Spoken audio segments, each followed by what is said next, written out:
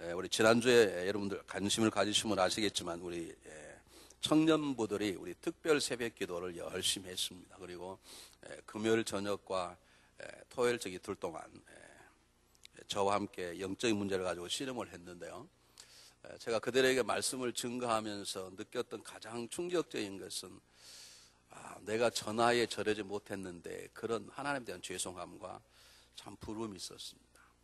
저보다 훨씬 어려운 시대에 수많은 어두움과 수많은 세상의 유혹 속에 저보다 100배만큼 더 어려운 속에 살아가면서도 다는 아니지만 그래도 모였던 한 60명 되는 우리 청년들 가운데 대부분이 참 올바르게 쓰려고 노력하고 그들 가운데 하나님의 기대함이 있는 걸 보고 정말 신앙생활 내가 남은 생활 정말 똑똑해야 되겠다, 이렇게 해서는 안 되겠다, 그런 각오를 제가 했습니다. 그래서 오늘 제가 이 본문의 말씀을 놓고 제가 묵상하는 가운데 이 본문의 말씀이 저에게 주시는 말씀이고 우리 이 교회를 이끌어 나가는 우리 성도님들 어르신들에게 주시는 말씀인데 이걸 좀 자세하게 위해서 두 번에 나눠서 해야 되겠다, 그렇게 생각을 했다가 두 번 나눠 하려고 그랬더니 다음 주는 고난주간이기 때문에 고난에 대한 얘기를 해야 될 거고 그 다음 주는 또 부활주라기 때문에 또 부활주 얘기를 해야 될 거고 그리고 두 주 건너뛰고 세 번째 하면 아마 오늘 얘기가 연결이 안 될 것 같아요. 그래서 할 수 없이 중요한 얘기지만 가장 중요한 요점만을 제가 여러분에게 말씀을 드리겠습니다. 요점을 말씀드리다 보면 너무나 많은 것들을 얘기할까 이러면 다 잊어버릴지 모르지만 한 잊어버리시더라도 오늘 제가 여러분에게 주시는 말씀 가운데 여러분에게 도전이 되거나 여러분의 교훈 책망이 되는 게 말씀 하나라도 붙잡으시고 오늘 일주일 동안 여러분들이 그걸 가지고 한번 열심히 살아가시기를 바랍니다. 우리 세대는 믿음으로 잘 자라가는데 우리들이 그들에게 정말 본이 되는 삶을 살고 그들에게 믿음의 아름다운 유산들을 남겨줘야 되겠다, 그런 결심을 제가 했어요. 그래서 오늘 본문의 말씀을 나눌 때 우리가 다 아는 얘기지만 정말 이것들이 들려지는 것으로 끝나는 것이 아니라 저는 선포하는 끝나는 게 아니라 이것들이 우리의 삶 속에 정말로 적용이 되는 그런 시간이 있으면 참 좋겠습니다. 오늘 성경 본문은 크게 말하면 베드로가 놀라운 능력을 하겠다는 것입니다. 복음을 증거했고 애난이라는 중풍병자를 살렸고 그리고 다비다를 살리는 사건을 통해서 그 지역에 많은 사람들이 주께로 모여들었다는 것입니다. 그래서 오늘 저는 여러분들에게 세 가지 질문을 하려고 합니다. 베드로 행한 일들이 무엇인지를 첫 번째 물을 것이고 두 번째 그렇게 베드로 행한 일들이 무엇 때문에 그런 능력들이 베드로에게 나타나게 되었는지를 제가 말씀드릴 것이고 그러면 세 번째 그렇다면 우리가 성경에 있는 우리들이 해야 될 삶의 자세가 무엇인지를 한번 짧게 나눌 텐데 아까 말씀드리지만 너무 할 얘기가 많은 다 할 수 없기 때문에 제가 하나씩을 다 건들고 넘어갈 거예요. 자세하게 제가 설명하지 않지만 적어도 중앙연합감리 2부에 나오신 분들은 다 아리라고 보고 제가 건너뛰기 때문에 잘 들으시고 그 제목만 가지고도 일주일 내내 붙잡고 씨름하신 여러분 되시기를 주의 이름으로 축복해 드립니다.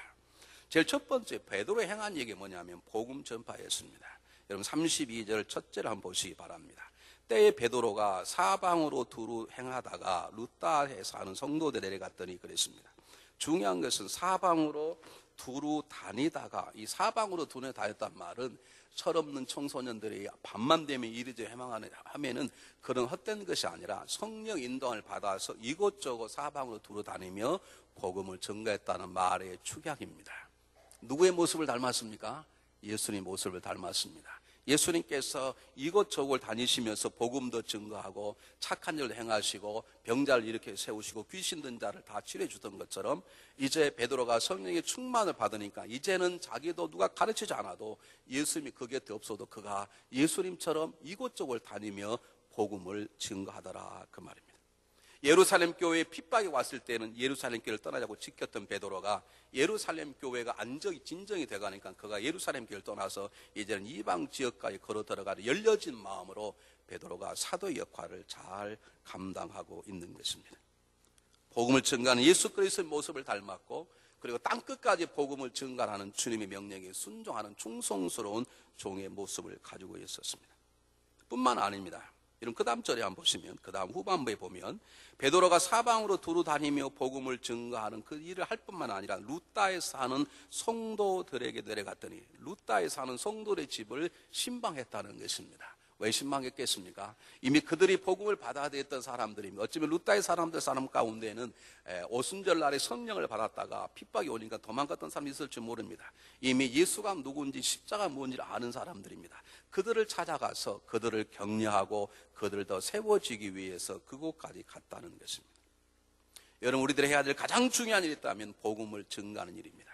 그 다음에 중요한 일이 있다면 내가 뿌린 그 복음이 씨앗 잘 자라도록 상대방을 관찰하고 도와주고 그들과 함께하는 것이 우리들에게 굉장히 중요한 것임을 여러분 기억하시기를 주의 이름으로 부탁을 드리겠습니다. 두 번째는 어떤 일입니까? 중풍병자 애니야를 살렸다는 것입니다. 여러분 성경을 한번 자세히 보면 참 재미있는 본문들이 나옵니다. 거기서 애니야라는 사람을 만나며 그가 중풍병으로 상위에 누운 8년이라 이렇게 연수를 누가가 의도적으로 기록한 것은 이 애니야는 사람이 정말로 중풍병에 걸려 있었고 그것도 어쩌다 걸린 게 아니라 상당히 심함을 의도적으로 표현해서 하나님께서 베드로를 통해 중풍병자 이렇게 세웠다는 것 지금 증거하는 것입니다. 그런데 지금 베드로가 애니야를 살리는 모습을 가만히 놓고 보시기 바랍니다. 애니야야, 예수 그리스도께서 너를 낫게 하시니 일어나 내 자리를 정돈하고 가라 하신대. 어디 많이 보지 않았습니까? 중풍병자에게 주님께서 뭐라고 말하십니까?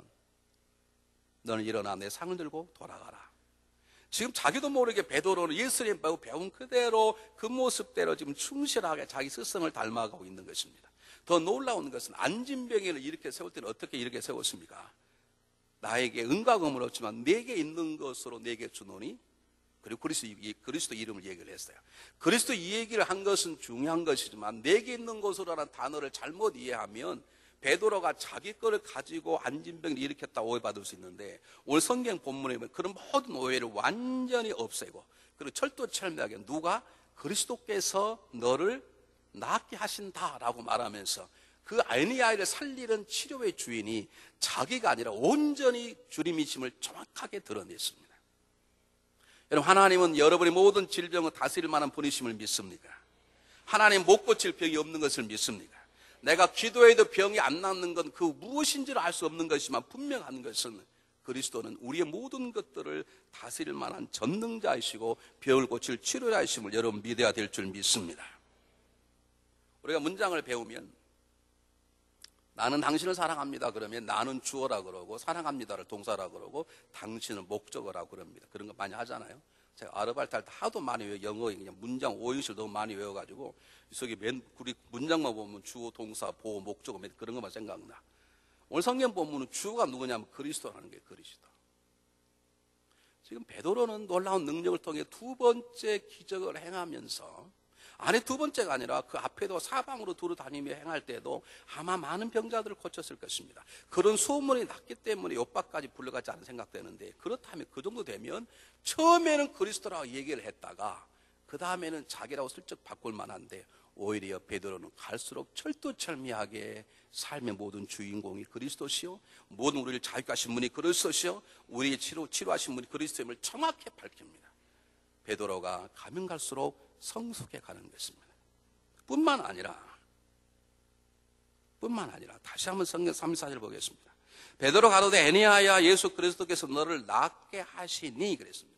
지금 애니야에게 그냥 일어나 걸어라 그렇게도 일어나 걸을 수 있는데 지금 베드로는 애니야님이 믿음의 사람입니다. 자기가 보니까 제가 상상한 애니야가 주님께서 나를 고쳐주시겠다는 확신이 없는 것 같아. 그러니까 베드로가 애니야에게 애니야 걱정하지 말라. 그리스도께서 너를 낫게 하시니 걱정하지 말고 일어나 라고 애니야의 믿음을 세워주고 격려해 주는 것입니다. 제가 이 말씀을 왜 드리느냐, 이게 쉬운 것 같지만 내가 예수 이름으로 기적을 행하고 그것이 바로 주님 것이라고 말하는 게 쉬운 것 같지만 절대로 쉽지 않습니다. 내 하나님 앞에 엄청난 물질을 드리고 어떻게 이런 많은 물질을 드렸습니까? 그렇게 말하면 그게 뭐 주님 것이 제 것입니까? 그렇게 말하는 게 쉬울 것 같아도 절대로 쉽지 않습니다. 여러분, 나보다 믿음이 적은 사람을 이렇게 베드로처럼 걱정하지 마, 주님께서 당신을 치료해 주실 거야, 그래 믿음을 일어나, 이렇게 격려한다는 것이 너무나 당연할 것 같죠. 그러나 여러분 삶 속에 적용이 되던가요? 제가 목회하면서 죄송합니다, 제가 어느 날 제 못된 모습을 배웠는데 그게 쉽지 않더라고요. 뭐가 사람이 많이 모이면 그럼 그렇지, 내가 뭔가 지금 잘하고 있지, 이렇게 내 자신에 대한 생각이 들지, 이건 주님께서 하신 것입니다 라고 하는 100% 그분께 영광이 안 돌려지다란 말입니다. 그게 쉽지 않더라는 것이에요. 죄송하지만 저만 그러면 다행인데 여러분도 똑같이 그러더라고요. 여러분, 왜 시험 듭니까? 내가 했는데 몰라준다는 거예요. 안 그랬습니까? 왜 삐치시냐고. 내가 했는데 몰라준다는 거예요. 여러분, 제가 묻겠습니다. 여러분이 기도가 충만한 사람이라 그럽시다. 제가 어느 날 일주일 동안 정말 기도 열심히 하고 성령 열심히 하고 살고 주일날 보니까 기도 안 한 사람은요, 그렇게 어떻게 저 사람들 이렇게 기도 안 하고 있지, 그렇게 생각이 들지. 그래, 내 저 사람 기도 못, 내가 대신 저 사람 목까지 기도해 줘야 되겠다, 그런 생각이 저에게 잘 안 들더라니까. 그런데 죄송하게도 여러분의 마음도 그렇더라고요. 이것이 우리 교회의 문제임을 아십니까, 여러분? 우리가 정말로 성령 충만하고 베드로처럼 변화받은 사람이라면, 정말 철없고 속 없는 사람을 보면, 그래, 내가 저를 도와야 되겠다, 내가 저를 대신 보호하고 내가 지켜줘, 그렇게 생각 안 하고 우린 점수 매기고 깔을 보고 문자고 딱 덮어버려. 저 사람 나하고 수이 다니까 상대도 안 해야 되겠다. 나는 기도 열심히 하는, 내가 집사인데 보니까 권사님도 기도 안 해, 장로도 기도 안 해, 다 안 하면, 나는 집사가 이렇게 기도하는데 어떻게 권사, 장로, 목사가 기도 안 하냐, 야, 이거 교회 옮겨볼까, 그렇게 생각을 하지. 야, 우리 권사님, 장로, 목사 얼마나 바쁘실까. 그래, 하나님 나를 기도 열심히 하신, 내가 더 열심히 기도해야 되겠다, 그런 생각을 갖는 분들이 별로 없더라는 거예요. 제 마음에도 안 들고. 예전에, 지금 그런 건 아닙니다. 오해하지 마시기 바랍니다. 여러분, 가정생활하면서 철없는 남편의 모습을 보셨을 때, 그렇다, 내가 이 남편을 품고 내가 남편을 더 열심히 기도하고 더 사랑해 줘야 되겠다, 내가 이 남편이 세워야지, 기를 죽으면 안 된다, 여러분 그런 생각을 하게 됩니까? 아니면 속으로 내가 어쩌다가 이 돈 넘어 결혼했지, 그런 생각을 하십니까? 여러분, 베드로 일이 쉬운 것 같지만 절대 쉽지 않습니다. 우리가 예수 이름으로 기적을 해가면서도 자기 했던 사람들이 주변에 얼마나 많은데,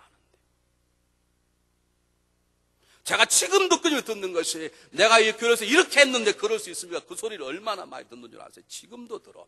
하여간 나는 그 소리 안 들을 때까지 얘기를 하려고 그래요. 여러분, 그런 식으로는 안 돼요. 그리스도 하셨으면 그리스도 하신 거예요, 그분이. 여러분이 아무도 몰라줘도 그것까지 상처받거나 삐치거나 그런 건 여러분 잘못하는 거예요. 여러분 지금 거짓말하고 있는 거예요. 여러분보다 못난 사람을 보이시면 제발 비판하고 점수 먹고 지적이지 말고, 베드로처럼 그 사람을 세우고 격려할 방에 무엇이 찾아서 그걸 통해 사람을 세우세요. 여러분, 문제를 그냥 두라는 게 아닙니다. 문제는 고쳐야 될 것입니다. 그런 여러분 아십니까? 문제를 비판하고 지적한 것으로는 절대 문제 해결되지 않습니다. 우리 자매님들 기억하세요. 남편을 바가지로 절대 못 고칩니다. 절대 못 고쳐. 그 사람을 내가 돕고 세워줘야 되는 거죠. 베드로가 그냥 기도할 수 있습니다. 내가 예수 이름 안에 일어나 걸어라, 에니야가 일어날 수 있습니다. 그런데 베드로는 그러지 않고, 에니야야, 너 믿음이 정 같은데 걱정하지 마, 그리스도께서 너를 살리시고 고치시기를 원하니까 일어나라 라고 에니야의 마음을 세우고 도와주는 것입니다. 여러분, 지금 어떻게 살아오고 계십니까? 세 번째는 죽은 다비다를 살렸습니다. 여러분 잘 보시기 바랍니다. 다비다를 살리는데,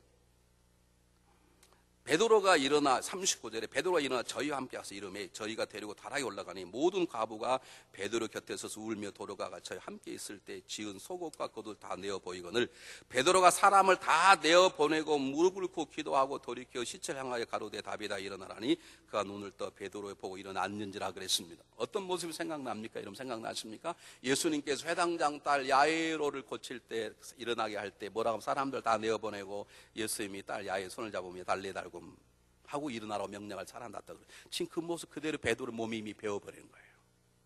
베드로가 변해도 너무 많이 변하는 것입니다. 3년 반 동안은 그렇게 가까이 있으면서도 예수님과 정 다른 모습을 보이더니 그에게 성령이 충만함이 주어져 성령이 그의 손을, 인생을 다스리기 시작하니까 놀랍게 베드로 노력하는 게 아니라 저절로 예수의 모습을 닮아가고 있는 것입니다. 여러분 기도한 사람 들으시길 바랍니다. 요즘 기도하십니까? 네, 기도합니다. 어떻게 하십니까? 목사님, 저는 교회 금요기도 못 나오고 새벽기도 못 나오지만 저는 차를 타고 가다가 차 갔으면 기도하고 다 기도합니다. 그렇게 말합니다. 그렇습니다. 그 기도하시기 잘한 것입니다. 그런데 정말로 중요한 기도는 베드로처럼 사람 다 내어보내고 참 하나님 앞에 조용히